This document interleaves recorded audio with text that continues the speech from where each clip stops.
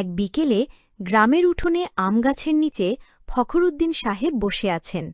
চারপাশে তার ৫ নাতি উৎসাহ ভরে গল্প শুনছে। না না, আপনি ছোটবেলায় কেমন খেলাধুলা করতেন? হা হা আয়শা, তখন তো মোবাইল কম্পিউটার ছিল না। আমরা লাঠি খেলা, কানামাচি, গুলি খেলতাম, মাঠে দৌড়াতাম, নদীতে সাঁতার কাটতাম। সেই খেলাগুলোই আমাদের আনন্দ দিত। আচ্ছা নানা, তখন স্কুল কেমন ছিল? সামাইরা, তখন স্কুল ছিল খোলা মাঠের পাশে, টিনের ছাউনি আর বাঁশের বেড়া। তবুও আমরা খুব আগ্রহ নিয়ে পড়তাম। শিক্ষকরা অনেক কঠিন ছিলেন, তবে মমতাও দিতেন।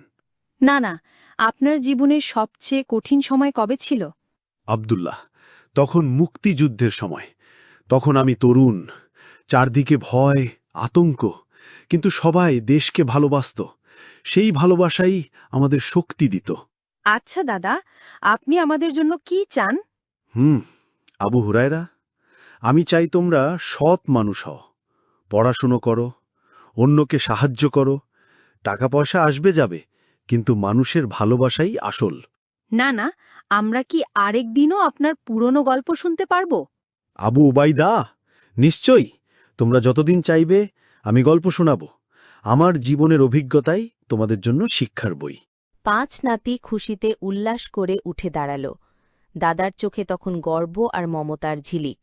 গ্রামের বিকেলটা আরও শান্ত আর আপন হয়ে উঠল দাদা নাতিদের গল্পে।